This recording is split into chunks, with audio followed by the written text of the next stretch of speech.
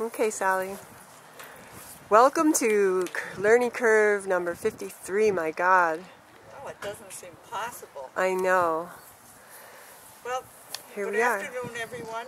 I'm Sally, baby trainer here at Blue Star. And I've done a couple of these learning curves on hands, and so look those up and get started with the program. Today I'm going to be talking about patience, persistence, and common sense. Now, patience you have to have a lot of, just a lot of.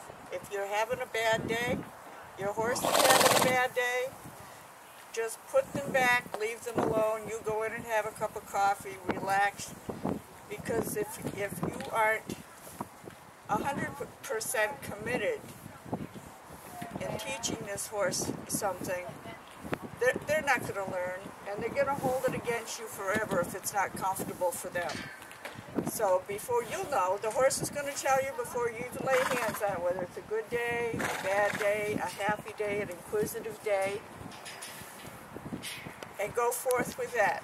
And some of your training periods can be 30 seconds, if that.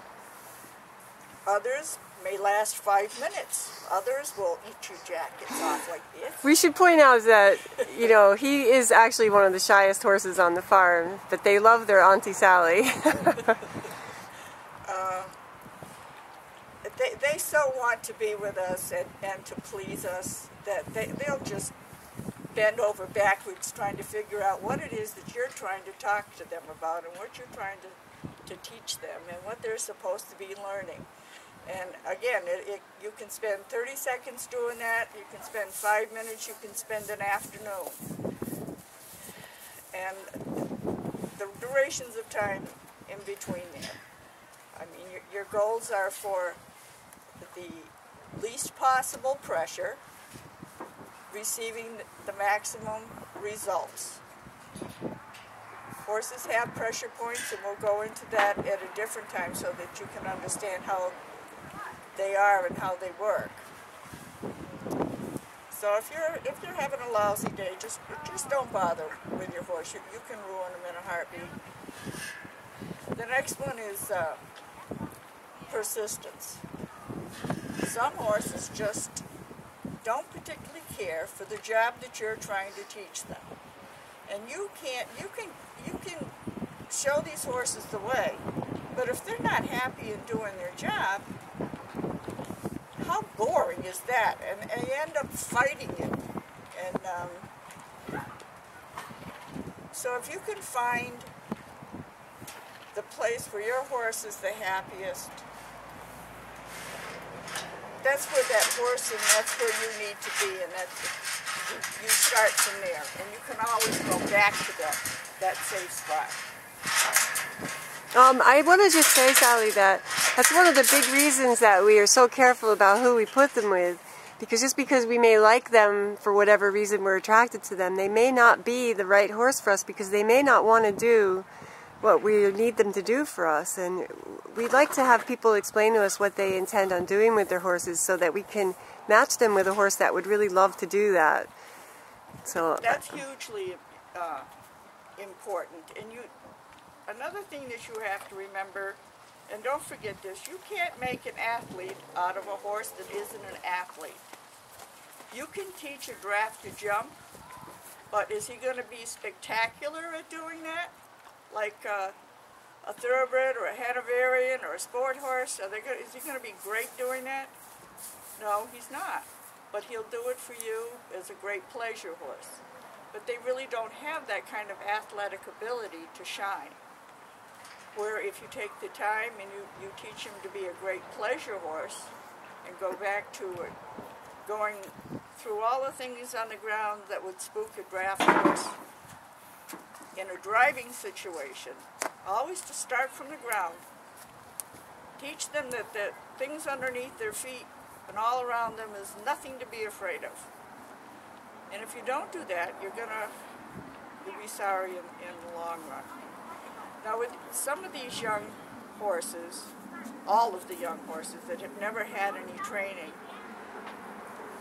You need to use your common sense to figure out what you need to do to help that horse figure out what you want him to do. So if it's just putting a bit in that horse's mouth the first time, well, you put that bit in your mouth first so that you know what it feels like when you're clanking that bit against their mouth. The young horses losing teeth all the time, their mouths are sore.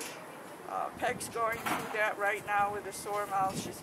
We're waiting for the dentist to come and take some points down so she'll be more comfortable. Our young horses' mouths need to be checked frequently. They're very, very soft and tender. So you don't need really special equipment to do all of this training. I make stuff out of nothing. And that's where the common sense comes in. You can just take nothing and put it together for training your horse. It's a wonderful thing. Remember not to get yourself in trouble by tying it on so you can't get it off in a hurry.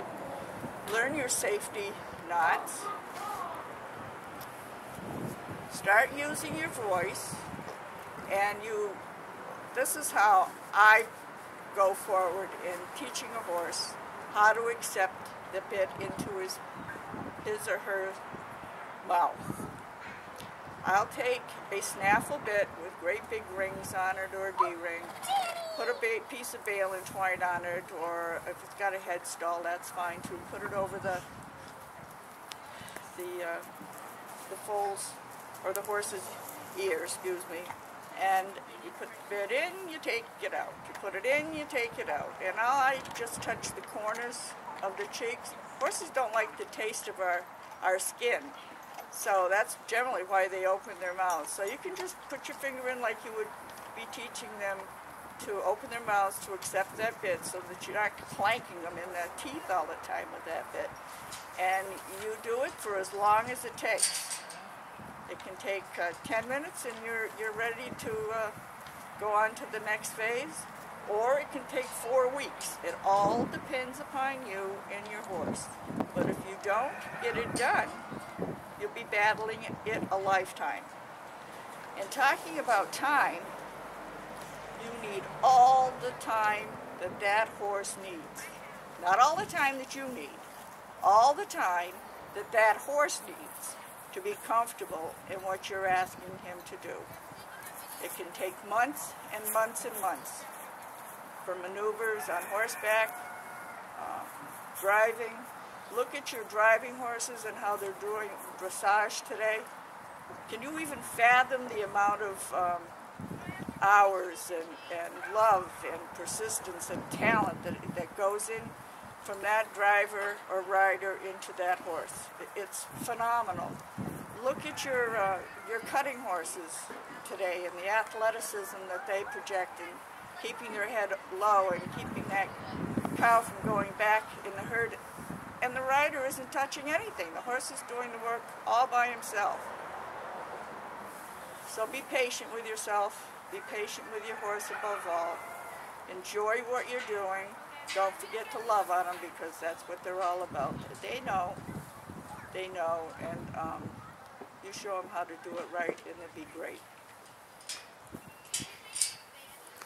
Thank you, Sally. You're welcome.